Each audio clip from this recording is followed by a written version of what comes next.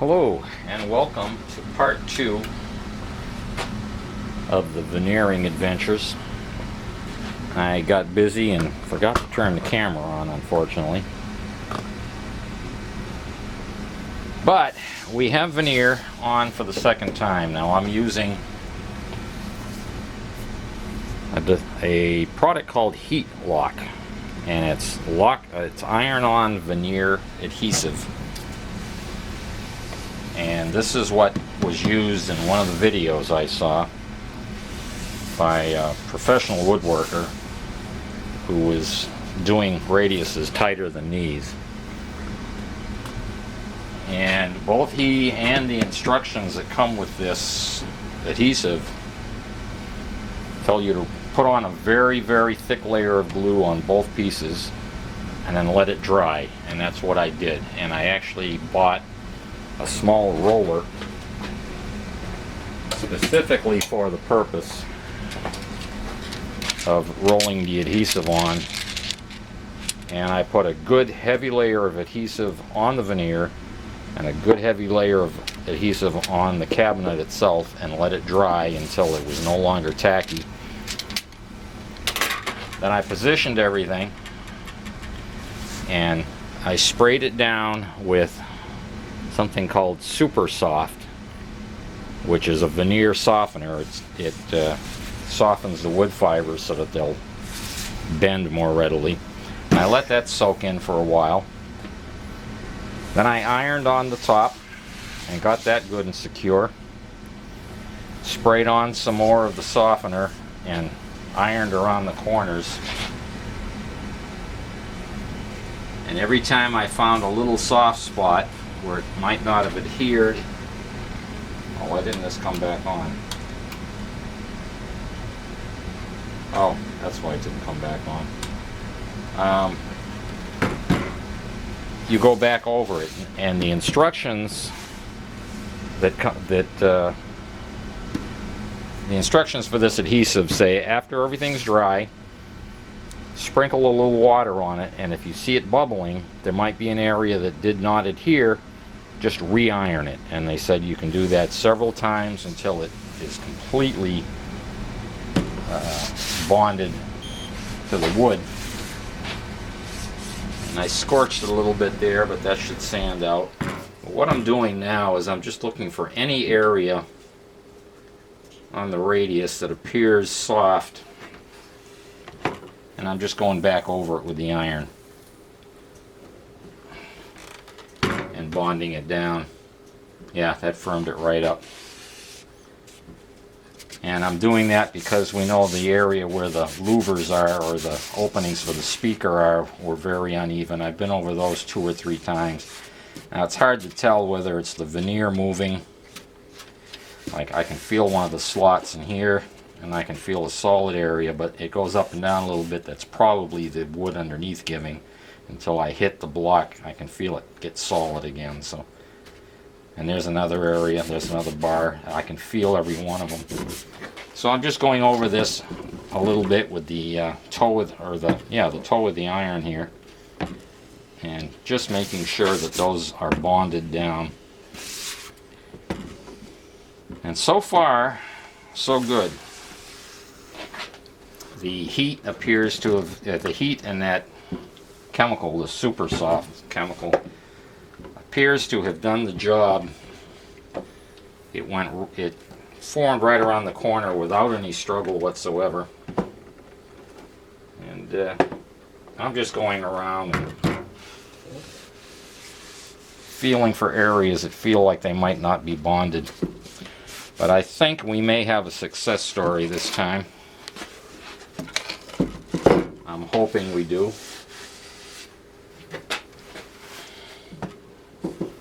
But I figured I'd at least take you through this part of it, because I got busy and got excited about doing it, actually.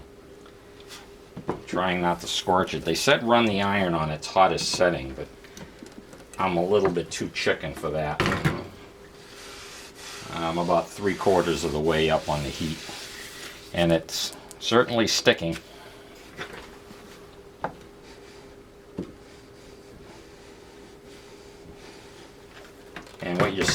is not smoke, that's steam from the Super Soft, because I've applied that 2 or 3 times to force it as a steam into the wood. And I'm hoping that this time, yeah, there's the opening for the dial, and I can feel every one of the openings underneath the veneer for the speaker. But everything else seems to be held down pretty tightly. So we're going to let that cool. Oh, there's a corner down there that hasn't taken.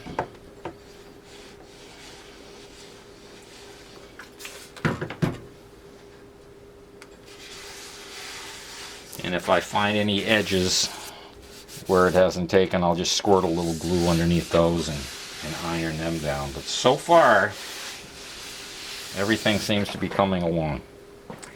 So we'll pick up again when I'm ready to trim it and do the top. Okay, it's a few hours later, and I've trimmed up the edges and sanded everything flush, and I appear to have good adhesion all the way around, both on the top here and on the bottom.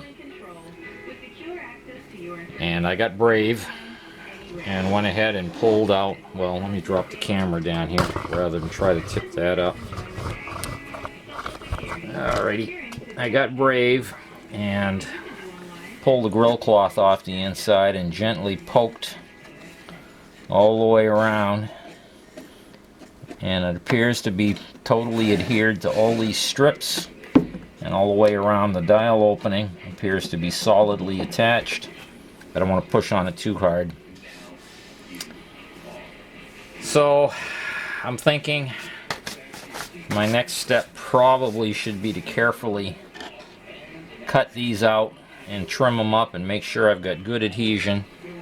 And when I'm sure everything has taken and is bonded, then I'll probably move on to putting the top on and get everything sanded down and think about starting to stain this thing. Fingers crossed, guys, at this point. But everything held up, my block, my support back here with my jack screw, and boy, those things feel nice and stiff now with that other veneer on the outside. We may have hit, well, if not a home run, we're at least on third base. Alrighty, I'm going to let this sit overnight. I'm not going to attempt to do any more on it until it sits overnight at least, and make sure that these don't crack again. I'm fairly confident they're not going to. The iron just made it super easy. Once it formed up with the iron and that softener, it didn't even try to spring back much. It was, you know, probably out at a 10 or 15 degree angle all by itself. And then I just ironed everything down. I just worked all the glue around the corner and down. And again, they say don't worry if you find an area that's lifted, just re-iron it. So we'll see how well that holds up. That's it for tonight. I'm going to let it rest, and I'm going to go to bed. Okay, here we are, day 2, and absolutely no sign of fracturing. I think the iron method, probably combined with that wood softener, has done the trick. I don't feel any loose spots. Everything seems to be solidly attached. My concern was the corners. But by using this adhesive and having the work time, I would have gone with standard PVA, but the videos I saw warned against once PVA hardens, the iron won't do a good job of softening it up and getting it to adhere. And these are professional guys, so I felt a lot more comfortable with this, knowing that at any time I could reheat it and soften the glue and rework it. For an amateur like myself, that has a lot of pluses. Now there is some scorching you can see here, and I had that on the other side as well. and I found that a little bit of 400 grit or 600 grit, it doesn't take much, just a quick scuff and that disappears, so that's not much of a problem. They did tell me to put the iron on the highest heat, and again, I started there and backed down. As soon as I saw the scorching, I backed down a little bit. I think it's going to depend on the iron you're using. You'll develop a feel for it. But for a first time attempt, I'm pretty happy with the outcome. The trick is put it on thick and even, and using a roller, using a foam roller. What I did basically is I poured the glue on the wood, spread it around with a brush, and then took the roller and made an even coat until I had a good thick coat on both parts, and I just let it dry until it was no longer tacky. I could lay the laminate on top, get my alignment, and then start ironing. And it gave me all the time I needed to slowly work all the edges around to make sure they were good and tight and bonded in the corners. It gave me a lot of confidence knowing that I could work slowly and not worry about the glue setting up before I was ready. Okay, what I'm going to do next, I'm going to cut out the openings. I'm going to use an X-Acto knife on a soft surface. I'll put a piece of cardboard, thin cardboard down here. Very dense stuff, not your normal corrugated box type cardboard, just something I don't cut the table up. And I'll work those sections out.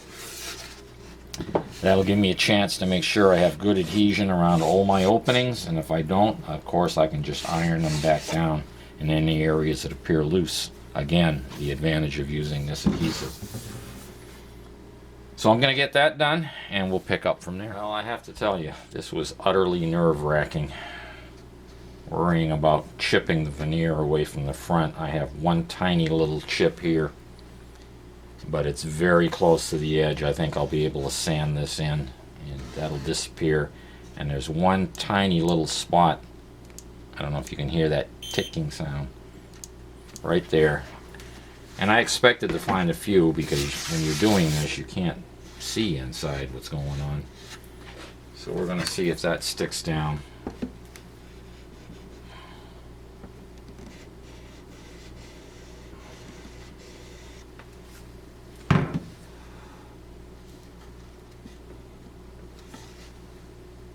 And it appears to have. I can see the adhesive losing out a little bit right there from the pressure pushing the glue out. So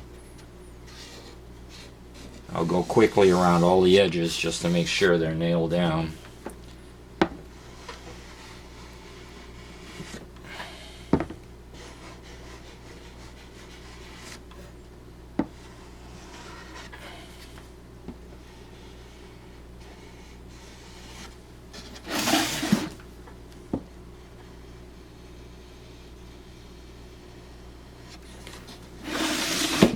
And as I do that, I can see a little bit of the adhesive come out in places, so I know I'm melting it.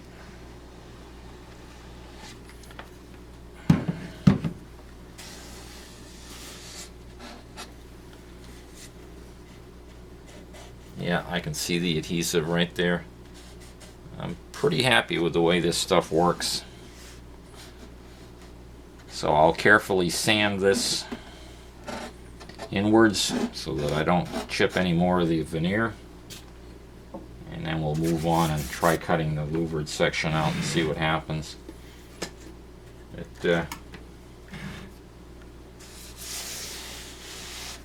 I got my fingers crossed. There's some very, very minor chipping, but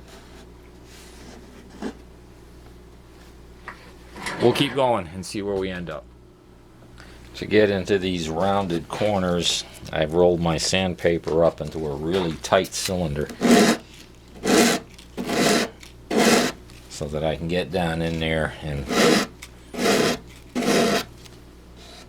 bring the veneer to the level of the original wood. Now, what I noticed when I got this radio was these openings, they're not uniform, and it looks like something I would have made, to be honest. It doesn't look like a factory-made item, and yet The only other radio I've seen of this model or this name had the same appearance, and it was in a different part of the country, so I imagine these were just very cheaply made sets. But we'll do our best to smooth out the edges. The chipping is going to be so minor that it's not even going to be visible. It's one little tiny area, and most of it went away when I brought the edge down to the interior surface.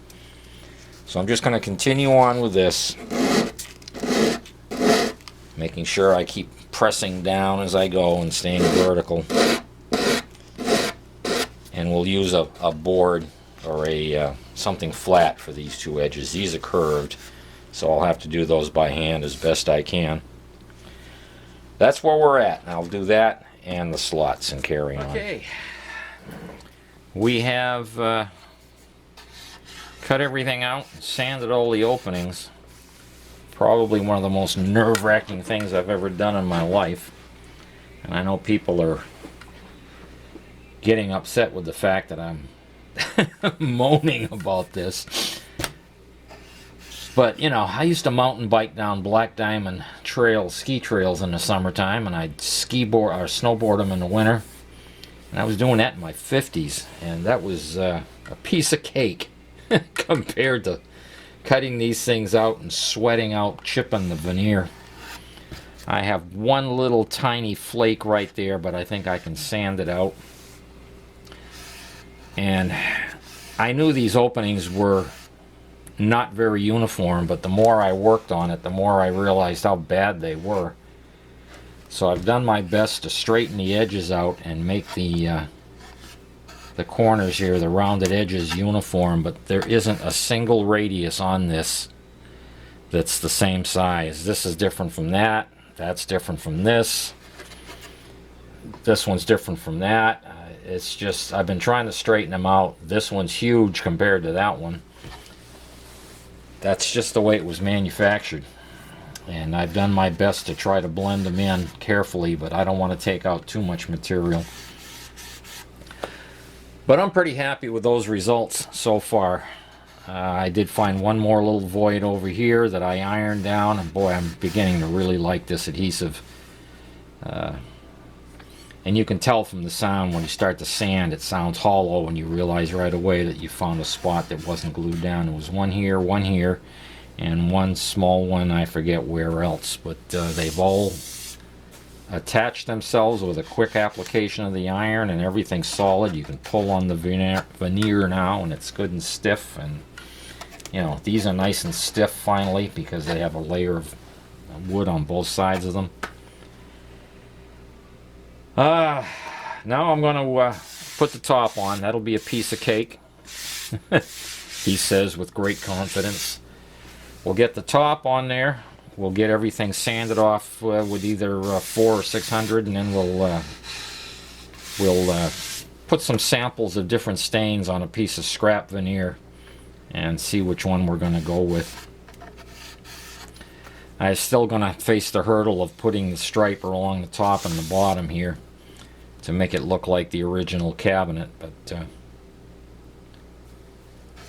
so far so good, guys. So far so good. And we're gluing the top on now. And put down 2 thick layers of glue, one on the veneer and one on the cabinet. And now that I've got the heat figured out, I don't scorch the wood anymore. But if I come up slowly to the edge, I can see glue squeeze out, so you know it's melting. These little bubbles of glue come out on the end. So it's just a matter of finding the right temperature and the right speed to move the iron. Give you a good view of my bald head there. And once you've got that figured out, it does a pretty good job of sticking it down. Whew, good and toasty. We'll let that cool. I'll start trimming the edges. If there's anything loose anywhere, I just go over it again with the iron. And then we'll do some tests for different stains and see what we come up with. Oh, I hope there's not too much dust on the lens here. We've got the top on, all glued down nice and secure. All the edges are dressed in and rounded off so they won't chip. The only negative I've found so far with this process is the iron seems to really raise the grain, but it only took about 5 minutes with some 220 and some very, very light sanding, and the surface feels wonderful at this point. I have to order some spray, what do they call it, tint, so I can mask everything off and darken up a band along here and a band along the bottom so that it will emulate the original top over, you know, the edge showed and they had tinted that dark, and I want to try to be somewhat true to how it came out of the factory. So we'll put a dark band, mask it, and spray some dark tint, and then finish the staining. Oh, I forgot to do the stain samples. Let me get that done. You guys can give me some your opinions. I know it's real hard to judge colors under artificial light, and especially looking through a camera. But I've got colonial maple, dark walnut, and cherry.